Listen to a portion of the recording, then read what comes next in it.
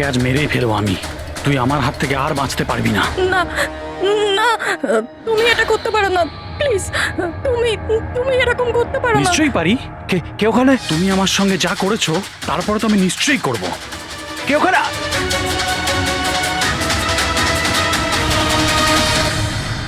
বাঁচাও বাঁচাও, please please help, বাঁচাও। তুমি এটা করতে পারো না, প্লিজ। কেউ আছো? কেউ আছো? বাঁচাও, please please help, please please বাঁচাও। ওখানে কে আছে? প্লিজ হেল্প হেল্প, কেউ বাঁচাও আমাকে, প্লিজ। কেউ আছো? কেউ আছো? প্লিজ বাঁচাও আমাকে, প্লিজ হেল্প, কেউ আছো? শোনো শোনো, প্লিজ, লেগে যাবে আমার। এই কি করছো? এই তোমার হাতে ওটা কি? তুই নিজের কাজ কর। এই দেবো তোকে টাকা। ভাই তুমি এটা কি করছো? তোর মতো মেয়েরা না আমার কাছে ছেড়ে দাও, ছেড়ে দাও বললাম না, সর এখান থেকে। গান ছাড়, গান ছাড়, লেগে যাবে বলছি। গান ছাড়, গান ছাড়।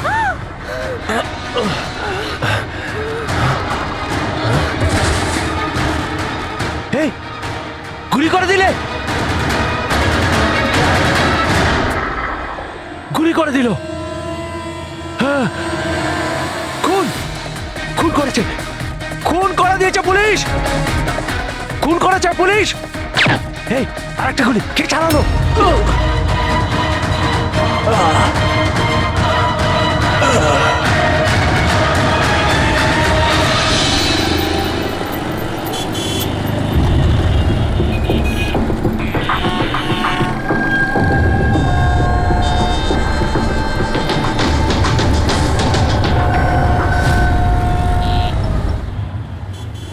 মাফ করবেন, খুন আপনি দেখেছেন? কিন্তু আপনি দেখলেন কি করে? বলতে চাইছি যে আপনি তো দেখতে পাই না, তাই তো। হ্যাঁ, ওই আর কি, মানে বলতে চাইছি আপনি দেখলেন কি করে খুন হতে? এইটার সাহায্যে। এটার সাহায্যে? কি এটা? এটা সেন্সর গ্লাভস। এতে সেন্সর ফিট করা আছে, যার থেকে অদৃশ্য তরঙ্গ বেরিয়ে যায়। ওই তরঙ্গের সামনে যা কিছু থাকে ওতে ধাক্কা খেয়ে ওগুলো ফিরে আসে। তাতে আমি জানতে পারি যে আমার সামনে কি হচ্ছে। মানে এক প্রকার এটা আপনার চোখের কাজ করে? হ্যাঁ, আপনি সেটা বলতে পারেন। আরে কিন্তু এটা এটা কি করে হতে পারে? হতে পারে। এক মিনিট, আপনি আপনি একজন মহিলা, আপনি চুল বেঁধে রেখেছেন। স্যার, এটা তো ইনি আন্দাজেই বলছেন। আর আপনি আপনি বেশ গোলগাল দেখতে, হেলদি ইয়াং বয়। এটা তো ভুল বলেননি, দিন দিন তো মোটা হচ্ছ। ওয়েট তো চেক করেছিলাম স্যার, একটু কমও দেখাচ্ছিল। আপনি বলছেন যে এই ডিভাইসের সাহায্যে আপনি দেখেছেন কাউকে খুন হতে? একটা মেয়ের খুন হয়েছে স্যার, তাকে গুলি করা হয়েছে, গুলি। কোথায়? আই মিন এখানেই কাছাকাছি? না, এখানে নয়, এই এই জায়গাটা একটু এবড়ো খেবড়ো। ওটা খুব স্মুথ ছিল, ওখানে সিঁড়িও ছিল না। আচ্ছা, আপনি ওই জায়গা থেকে এখানে কি করে এলেন? জানি না, ঘটনাস্থলে কেউ আমাকে এখানে পিছন থেকে মারলো, আর তারপর আর কিছু জানি না। চোখ খুলে দেখলাম আমি এখানে। সঞ্জীব বাবু, কাল রাতে কি হয়েছিল আপনি আপনি ডিটেলসে বলুন আমাদের। আসলে আমি কাজ থেকে ফিরছিলাম, আর তখন আমার অটোটা একটা সিগন্যালে দাঁড়ায়। হে হে, ওদিকে কি, ওদিকে কি কি? আরে ভেতর থেকে তুমি একটা মেয়ের চিৎকার শুনতে পেলে না? মেয়ের চিৎকার? কি বলছেন কি আপনি? ও, বের বললো। কি বলছেনটা কি আরে আপনি? আচ্ছা নাও, এটা তুমি রাখো রাখো। ঘটনাস্থলে আমি যখন পৌঁছলাম তখন দেখলাম যে একটা ছেলে আর একটা মেয়ে ছিল। ছেলেটার হাতে পিস্তল ছিল, গান। দুজনে ঝগড়া করছিল, ধস্তাধস্তি হচ্ছিল। খুন করেছে পুলিশ। এই আরেকটা গুলি। ব্যাস, যখন আমার চোখ খুললো তখন ওই ছেলেগুলো আমার গ্লাভস চুরি করবার চেষ্টা করেছিল আর আমি ওদের ধরে ফেলি।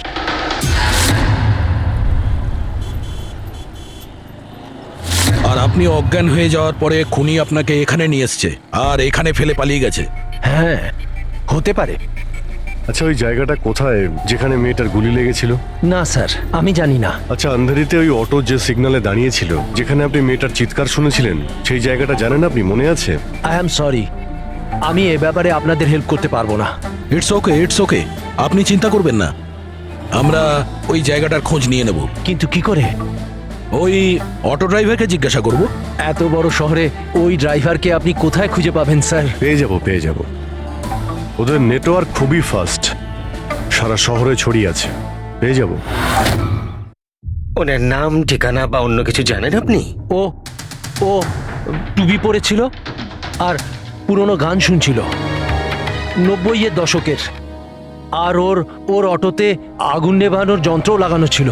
আর হ্যাঁ, ওর কথাবার্তা দেখে মনে হচ্ছিল ও উত্তর ভারতে থাকে। হ্যালো, কি? উত্তর ভারতের লোক? পুরনো গান শোনে, আবার টুপিও পরে, আগুন নেভানোর যন্ত্রও আছে ওর অটোতে। ঠিক আছে, দেখছি।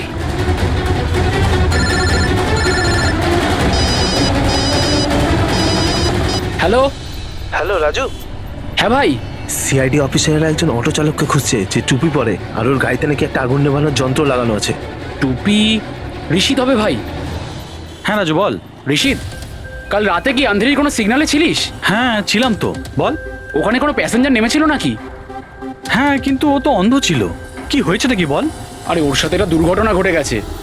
সিআইডির লোকেদেরকে নিয়ে এসেছে, তোর সাথে দেখা করতে চায়। সিআইডি? সঞ্জীব বাবু, দেখে বলুন তো যে এই অটোওয়ালা কিনা। মনে পড়ছে কিছু আপনার? হ্যাঁ স্যার, ইনিই তো ছিলেন। হ্যাঁ, এই ছেলেটা। স্যার, আমি কিছু করিনি স্যার, আমি কোনো চিৎকার শুনিনি স্যার। হ্যাঁ স্যার, ইনি চিৎকার শুনেছিলেন, কিন্তু আমার স্ত্রী অসুস্থ ছিল, আমার হসপিটাল যাওয়ার ছিল, তাই আমি ওনাকে ছেড়ে চলে গেছি। আরে ভয় পেও না, তোমায় কেউ কিচ্ছু বলবে না। তুমি বলো এই লোকটাকে তুমি কোথায় নামিয়েছিলে? এই তো এই সিগন্যালে ছেড়েছি স্যার। তারপর ওই সিগন্যাল থেকে কোন দিকে গিয়েছিলেন উনি? এই সামনের গলিটার মধ্যে স্যার। ঠিক আছে, তুমি যাও। Thank you very much, thank you. আসুন। আসুন সঞ্জীব বাবু। অটোওয়ালা আপনাকে এই গলির মধ্যে আসতে দেখেছিল। এখানে দুটো রাস্তা আছে, একটা এটা আর একটা ওটা।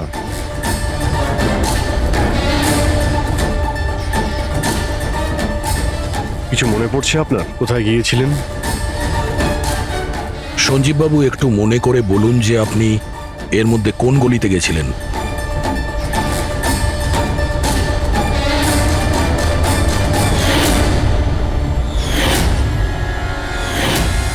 একটা পাখির মতো দেখতে মূর্তি ছিল। চলো আমরা এখান থেকে শুরু করি। সামনে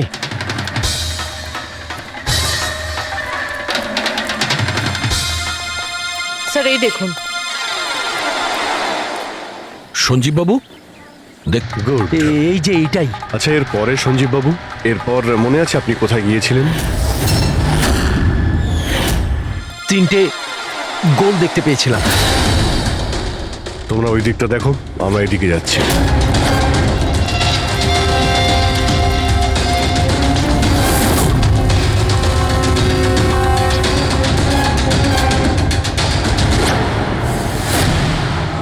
স্যার,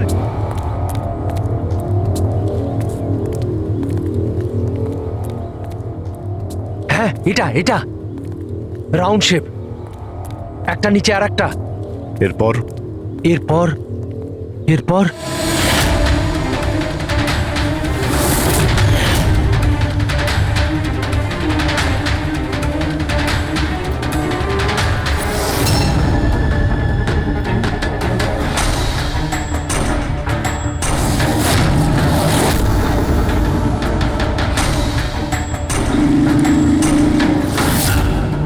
এদিকে এদিকে, এই যে। সাবধানে। আরে স্যার, ঘুরে ফিরে সেখানেই চলে এলাম যেখান থেকে শুরু করেছিলাম। আরে সেই জন্যই তো উনি চিৎকার শুনতে পেয়েছিলেন।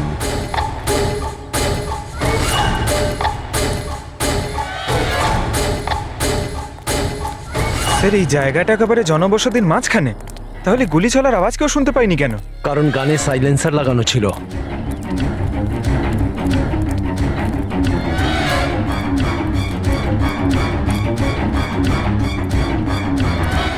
আসুন, একটা স্টেপ আছে, সাবধানে।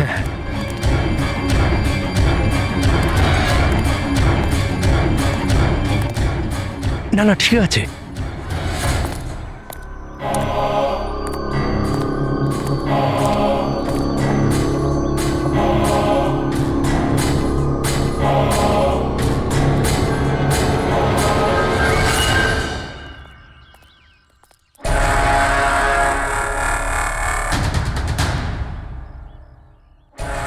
কি হলো? আপনারা দাঁড়িয়ে পড়লেন কেন? কি আছে? লাশ পেলেন? সঞ্জীব বাবু, আপনি বলেছিলেন গুলিটা কোনো মেয়ের লেগেছিল। হ্যাঁ হ্যাঁ, মেয়ের গায়ে লেগেছিল। আমি তাকে ছুঁয়ে দেখেছিলাম। ওর গুলি লেগেছিল, রক্ত বেরোচ্ছিল। কেন বলুন, কি হয়েছে? লাশ এখানে আছে, কিন্তু কোনো মেয়ের নয়, কোনো ছেলের। কি?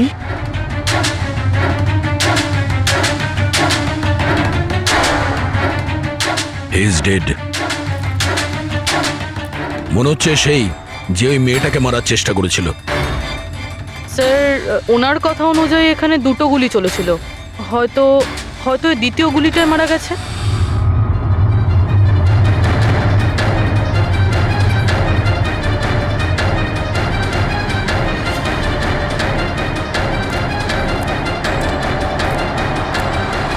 স্যার, স্যার এখানেও তো রক্ত পড়ে আছে। ওটা যদি ওর রক্ত না হয় তাহলে ওই মেয়েটার হতে পারে। গুলি তো ওর এখানেই লেগেছিল স্যার। যদি মেয়েটার এখানে গুলি লাগে তো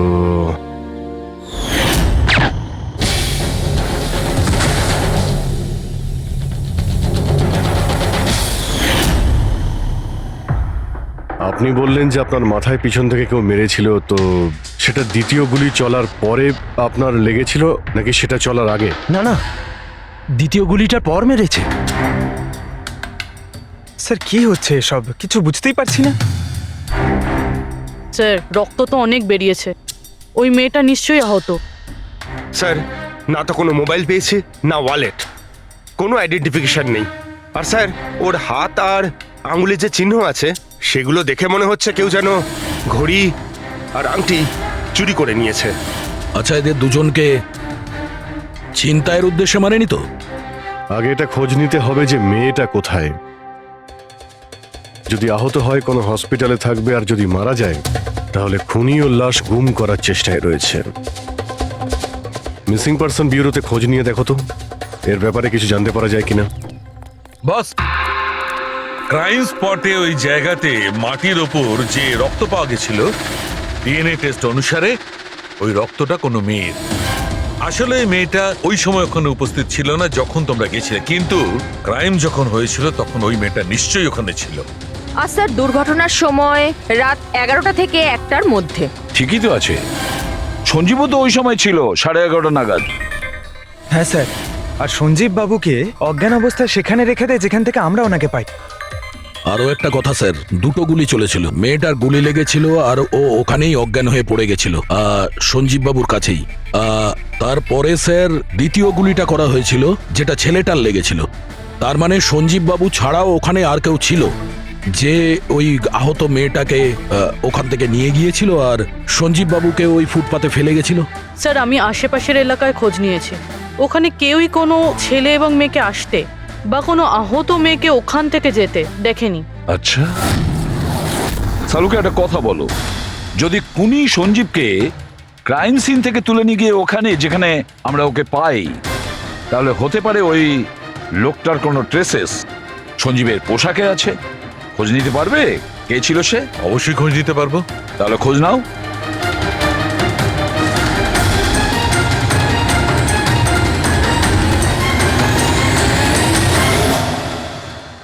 স্যার, লাশ শনাক্ত করা গেছে।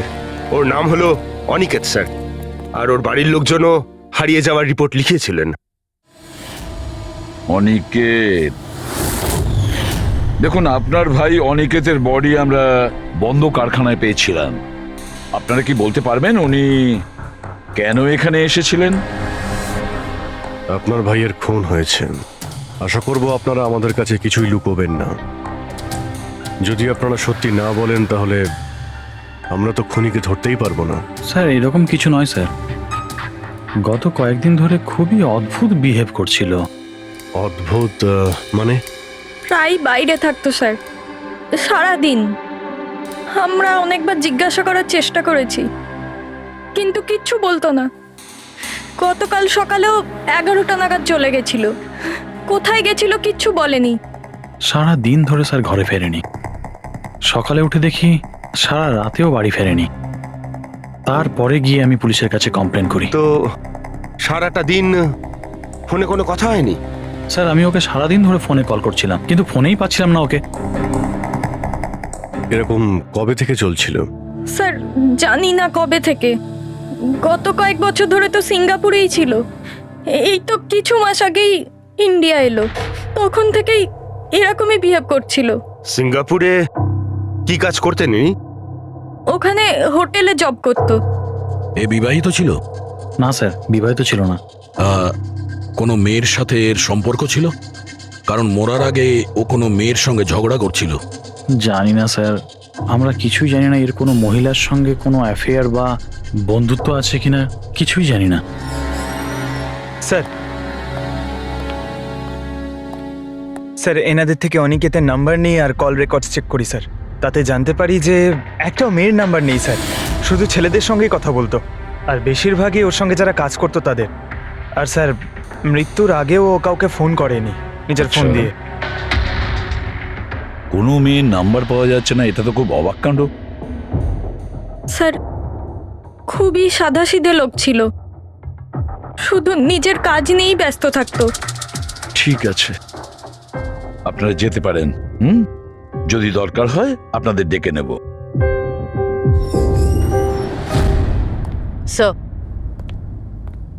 স্যার কালকে কারখানায় যাওয়ার আগে এই অনিকেত সারা দিন একই জায়গায় ছিল। কোন জায়গায়? Sir coffee shop. স্যার এর ক্রেডিট কার্ডের বিল থেকে এটা প্রমাণিত হয় যে এ সারা দিন ওই কফি শপে ওর ক্রেডিট কার্ড সোয়াইপ করেছিল।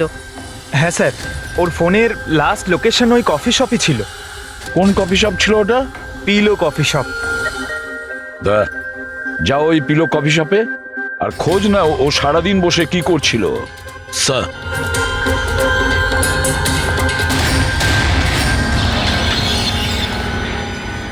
বস কি খবর নিয়ে এসেছো? এমন খবর এনেছি যেটা আমাদের কাছে খুব জরুরি। কি? এর পোশাকের মধ্যে আমি কয়েকটা আলাদা আলাদা ডিএনএ স্যাম্পল পেয়েছি। কিছু মানে? কিছু মানে 5 জন লোকের ডিএনএ স্যাম্পল পেয়েছি। 5? হ্যাঁ 5, আর এই 5 জনই মেয়ে। আর সঞ্জীবের জামা কাপড় থেকে আমরা 2 ধরনের ডিএনএ পেয়েছি, আর এই দুটো স্যাম্পল অনিকেতের জামা কাপড় থেকে পাওয়া স্যাম্পলের সঙ্গে ম্যাচ করে গেছে। মানে 5 জনের মধ্যে 2 জন যারা অনিকেতকে ছুঁয়েছিল, ওরা আবার সঞ্জীব বাবুকেও ছুঁয়েছিল। তার মানে অভিজিৎ এই পুরো কাজটা দুটো মেয়েই করেছে।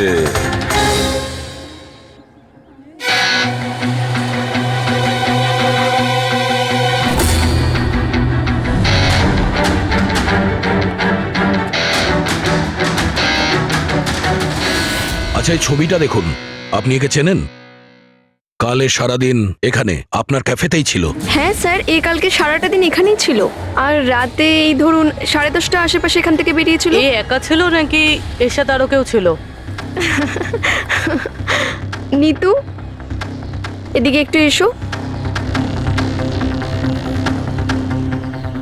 এই ফটোটা একটু দেখো, এই কালকে এখানেই ছিল না? এনাদেরকে এটা বলো যে কালকে একা ছিল না, কারোর সাথে ছিল। ইনি তো অনিকেত। ইনি কখনো একা আসতেন না, সবসময় ভিড় নিয়ে আসতেন, মহিলা আর মেয়েদের ভিড়। আর শুধু কালই নয়, ইনি আমাদের রেগুলার কাস্টমার, প্রায়ই এখানে আসেন। আচ্ছা ও রোজ একই মেয়ের সাথে আসতো না আলাদা আলাদা? আলাদা আলাদা আসতো স্যার, আর দিনে কম করে 3 থেকে 4 জন। খুবই পাকা খেলোয়াড় ছিলেন ইনি। একবার তো আমি ওনাকে জিজ্ঞাসাও করেছিলাম যে এতগুলো মেয়ের সাথে বন্ধুত্বটা হলো কি করে। তো উনি আমাকে বলেছিলেন যে ওনার মোবাইলে একটা অ্যাপ আছে, কোনো ডেটিং অ্যাপ।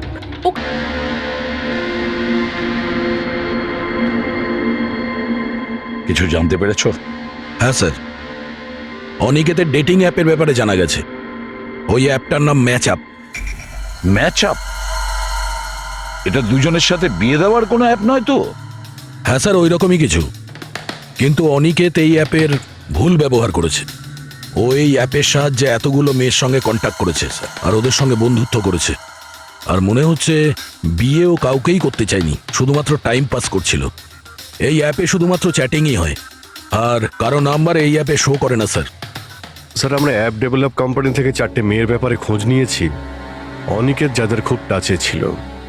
ইনফ্যাক্ট মার্ডার হওয়ার দিনও ওদের সঙ্গেও ক্যাফেতে দেখা করেছিল। পুরবি কথা বলছে। প্রথম মেয়েটা হলো মোনা। হ্যাঁ, আমি দেখা করেছিলাম ওনার সাথে কফি শপে এই 4টে নাগাদ। কফি খেয়েছিলাম আর একটু কথাও বলেছিলাম আমরা। তারপর আমাকে বেরোতে হলো, আমার কিছু আর্জেন্ট কাজ ছিল। স্যার, এ বলছে যে কফি শপের পরে ও বিউটি পার্লারে গিয়েছিল, আর ওখান থেকে একটা মুভির প্রিমিয়ারে। দ্বিতীয় জন হলো রূপালী। তাহলে বলো, তোমার কি বক্তব্য? ও অনেক দিন ধরে আমার পিছনে পড়েছিল, খালি বলতো দেখা করো দেখা করো। ভীষণই বোরিং ছিল, আই টেল ইউ। ওর সাথে 1 কাপ কফি যে আমি কিভাবে খেয়েছি, আর কফিটা শেষ হওয়ার সাথে সাথেই আমি ওখান থেকে বেরিয়ে গেছি। ও বলেছিল স্যার ও অনিকেতের সঙ্গে 6টার সময় দেখা করেছিল, আর তারপরও ফ্যামিলি ফাংশন অ্যাটেন্ড করতে আন্ধেরি গিয়েছিল। আর তৃতীয় অঞ্জু স্যার। ওর সাথে তো সময়টা বুঝতেই পারিনি। কত ভালো ভালো কথা বলতো, আপনি জানেন আমরা সেদিন কত কথা বললাম। হঠাৎ করে ও বললো ওকে কোথাও যেতে হবে। আমরা ডিসাইড করলাম যে আমরা আবার দেখা করব, আর তারপর চলে গেল। এই মেয়েটা কফি শপ থেকে বাইরে বেরই হয়নি। এর স্টেটমেন্ট অনুযায়ী ও কফি শপেই বসেছিল কফি শপ বন্ধ হওয়া পর্যন্ত, 12টা অবধি।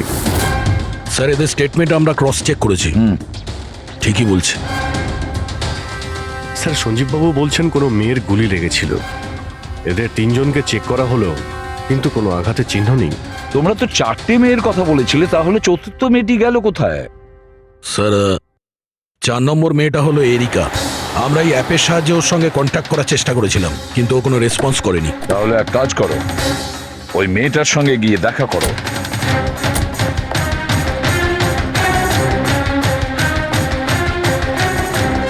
রজত, তাড়াতাড়ি রেডি হও। আর কত সময় নেবে? এতটা সময় তো মেয়েরাও নেয় না। আসছি বাবা, জাস্ট 2 মিনিট। Excuse me. হ্যাঁ বলুন, কাকে চাই? এরিকা। হ্যাঁ আমি, কিন্তু আপনারা? সিআইডি। সিআইডি? এসব কি? হ্যাঁ, কি হয়েছে স্যার? স্যার, কোনো প্রবলেম হয়েছে? আপনাকে আমরা মেসেজও করেছিলাম ম্যাচ আপ অ্যাপ থেকে। আপনাকে সিআইডি ব্যুরোতে আসতে বলেছিলাম, আপনি আসেননি, তো আমাদের আসতে হলো। Match up app? এটা কি? Dating app. Dating app? তুমি এই ডেটিং অ্যাপে কি করছো? হ্যাঁ, শোনো, ওনাদের কোনো ভুল হচ্ছে, আমি কোনো ডেটিং অ্যাপে নেই। সেটা কিভাবে হতে পারে? আপনার প্রোফাইল আছে, আপনার ডিসপ্লে পিকচার রয়েছে। শুনুন, আমি একজন বিবাহিতা, আমি কোনো ম্যারেজ সাইট বা ডেটিং অ্যাপে নেই। ইনি আমার হাজব্যান্ড রজত, আর আমি ওনার সাথে বিয়ে করে খুব হ্যাপি। আমার এসব করার কোনো প্রয়োজন নেই। ম্যাডাম, আপনি যদি সত্যি বলেন তাহলে এটা কি? আপনার প্রোফাইলে এই ডেটিং অ্যাপে কি করে? দেখুন, আমি সত্যি বলছি, আমি জানি না এটা কি। আমি এরকম কোনো প্রোফাইলই বানাইনি। তো আপনি এটা বলতে চাইছেন যে আপনার নামে কেউ ফেক আইডি বানিয়েছে? আচ্ছা, আপনি কোনো অনিকেত নামে কাউকে চেনেন? অনিকেত? এই লোকটা? না স্যার, আমি একে চিনি না। স্যার, কি করছেন আপনারা? কেন আমাদেরকে ডেকেছেন? আমরা আপনাদের বলিনি, কিন্তু অনিকেত, যার সঙ্গে আপনারা কফি শপে দেখা করেছিলেন, ওর খুন হয়ে গেছে ওই রাতেই। কিন্তু স্যার, আমরা ওকে কেন মারবো? আমরা তো ওকে ঠিকমতো চিনতামই না। ইনফ্যাক্ট এই ঘটনার কিছুদিন আগে তো ওর সাথে চ্যাট হয়েছিল আমার অ্যাপে। হ্যাঁ, আর ওই দিনই তো আমি প্রথমবার দেখা করেছিলাম ওর সাথে।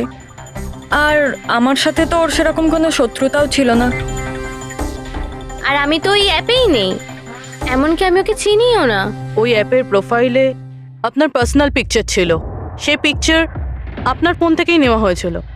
কোনো স্ট্রেঞ্জারের কাছে আপনার ছবি কিভাবে আসবে? ম্যাম, আমি জানি না আমার ছবি কিভাবে ওর কাছে গেল। আমার ফোন কিছুদিন আগে হারিয়ে গিয়েছিল। ফোন চুরি হয়ে গেছে? কোথায়? স্যার ঠিক জানি না, মনে পড়ছে না। কোনো ব্যাপার না, আপনারা কিছুক্ষণের জন্য আমাদের সাথে কোঅপারেট করুন, আমরা জেনে যাব খুনিকে। ফ্রেডি,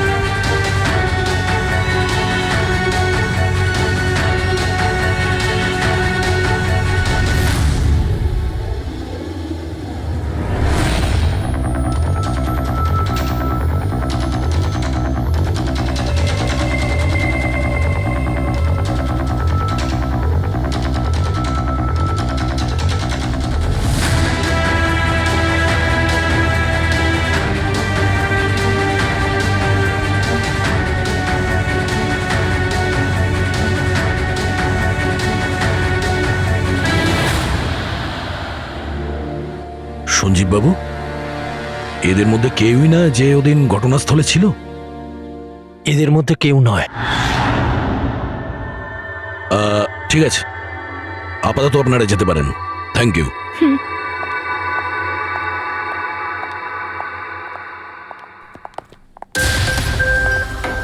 না স্যার, এদের মধ্যে তো কেউ না। স্যার বাকি তিনজনের মতন ওরও কোনো চোট নেই, কিন্তু কিন্তু ওই মেয়েটার আঘাত ছিল, চলার অবস্থাই ছিল না।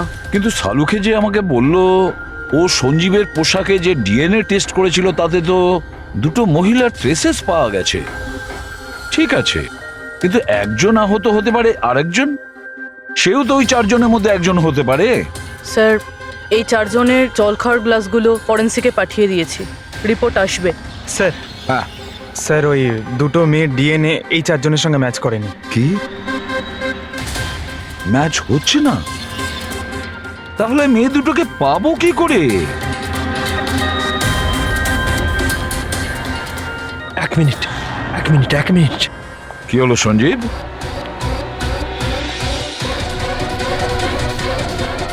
এসিবি স্যার, আমি এই গন্ধটা চিনি। গন্ধ? আমার আফটার শেভ মনে হয় স্যার। না,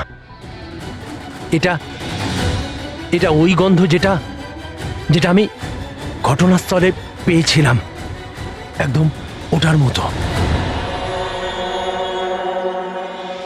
কফি আর চা?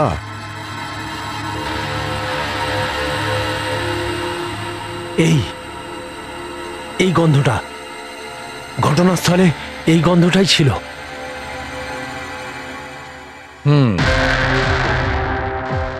আর আমি পঙ্কজের জামার হাতার ওপরে কফির দাগ পেয়েছি।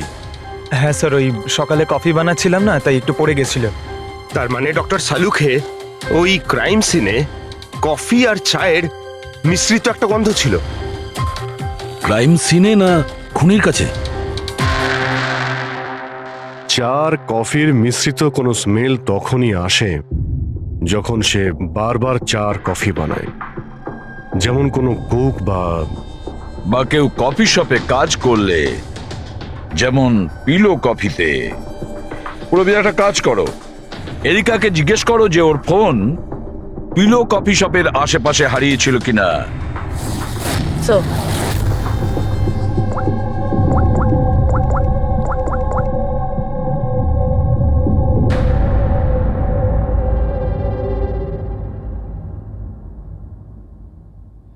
স্যার হ্যাঁ স্যার ওনার ফোন ওখানেই হারিয়েছিল, ওই কফি শপে।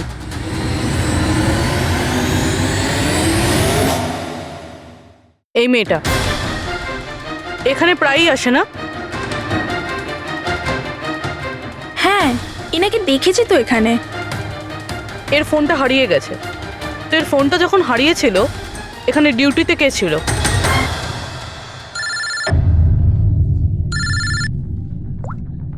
হ্যালো, হ্যাঁ ফ্রেডি। ও গুড, ঠিক আছে, আমরা এক্ষুনি ওখানে পৌঁছচ্ছি। পুরবি, স্যার ফ্রেডির ফোন ছিল। ওই হসপিটালটার খোঁজ পাওয়া গেছে যেখানে ওই আহত মেয়েটা ভর্তি আছে। স্যার ওই মহিলাই যে অনিকেতের খুন করেছিল? হ্যাঁ ওই মেয়েটা। আমাদের এক্ষুনি ওখানে যেতে হবে। স্যার আমাদের এখন বেরোতে হবে, কিন্তু যতক্ষণ অবধি জিজ্ঞাসাবাদ কমপ্লিট না হচ্ছে কেউ কফি শপ থেকে বেরোবে না।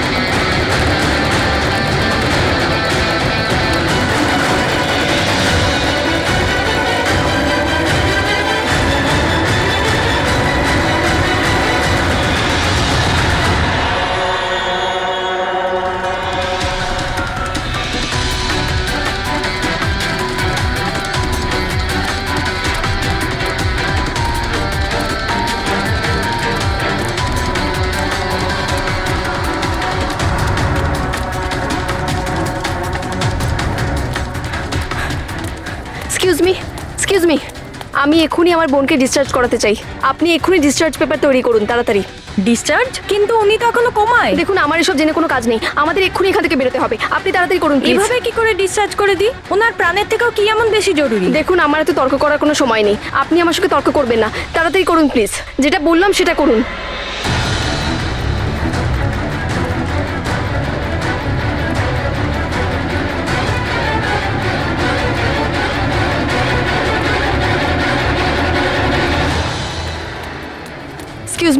এক্সকিউজ মি, আমার দিদি স্বপ্নাকে এক্ষুনি ডিসচার্জ করাতে হবে, এক্ষুনি। ওর বিলের টোটাল অ্যামাউন্টটা বলবেন প্লিজ। Excuse me. মনে হয় খুব তাড়া আছে তোমার।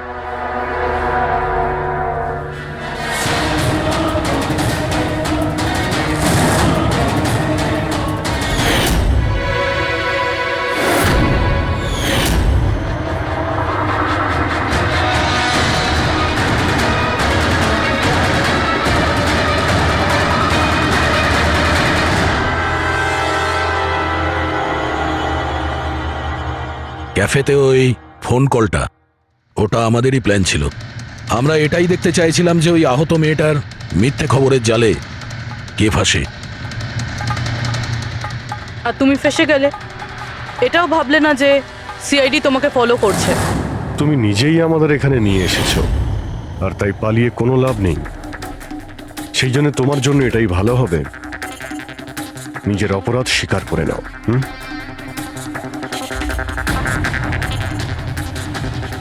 অনিকেত আমার দিদিকে জীবন্ত অবস্থাতে মেরে ফেলেছিল। ওদের সিঙ্গাপুরে দেখা হয়েছিল, আর ওখানেই আমার দিদিকে বিয়ের মিথ্যে প্রতিশ্রুতি দিয়েছিল। ওরা এঙ্গেজমেন্টও করে নেয়, আর তারপরে বিয়ের কথা বললেই ও এড়িয়েই যেত। আমার দিদি যখনই বিয়ের ডেট ফিক্স করার কোনো কথা তুলতো, তখন সবসময় কোনো না কোনো অজুহাত দিতে শুরু করতো। আর এই ধরুন 6 মাস আগে ও বলল যে ওর মা নাকি খুব অসুস্থ, আর ওর মায়ের চিকিৎসার জন্য টাকার দরকার। আর আমার দিদি নিজের জীবনের সব সেভিংসটা দিয়ে দিয়েছিল। আর ও বলল যে ও সিঙ্গাপুর থেকে ফিরে এসেই আমার দিদিকে বিয়ে করবে। আর টাকা পয়সা নিয়ে অনিকেত সিঙ্গাপুর থেকে মুম্বাই আসে। হ্যাঁ, স্বপ্ন ওর অপেক্ষা করতে থাকলো, আর সেটাও পুরো 3 মাস ধরে। তারপরে একদিন আমি দেখলাম যে ও মুম্বাইয়ের ওই ক্যাফেতে ছিল, তাও আবার অন্য মেয়েদের সাথে। তার মানে ও স্বপ্নাকে বিয়ে করতেই চায়নি? না, ও স্বপ্নাকে ঠকাচ্ছিল। ও স্বপ্নার ইনকাম করা টাকা অন্য মেয়েদের পেছনে ওড়াচ্ছিল।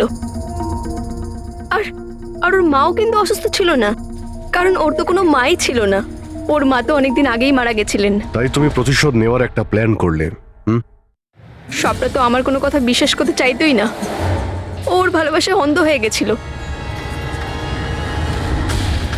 ওর প্রমাণের দরকার ছিল।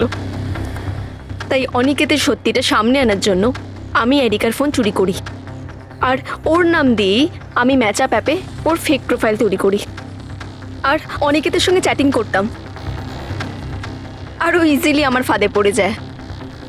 তারপরে আমি ওকে ওই ফ্যাক্টরিতে আসতে বলি, আর তার সাথে স্বপ্নাকেও আসতে বলি, যাতে ও নিজের চোখে সব কিছু দেখতে পাক। কিন্তু ওই দিন যখন আমি ওখানে গেছিলাম, তখন আমি দেখলাম যে... এটা কি করছো তুমি? হিসেবটা শেষ করে দিচ্ছি। তুমি আমার সাথে যা করেছো তারই শাস্তি এটা। আমি সব জানি তুমি আমার টাকা কোথায় কোথায় খরচ করেছো, আর কত মেয়ের জীবন তুমি নষ্ট করবে। Aniket, please drop the gun. Aniket please, টাকা চাই তোর? তুমি এটা কি করছো? বেরো এখান থেকে, চুপচাপ বেরো এখান থেকে।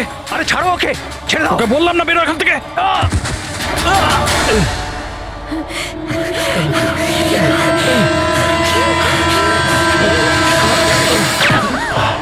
এই, গুলি করে দিলে, গুলি করে দিল। হ্যাঁ, খুন খুন করে দিয়েছে পুলিশ। এই, আরেকটা গুলি কে চালালো? আরেকটা গুলি চালিয়েছে পুলিশ।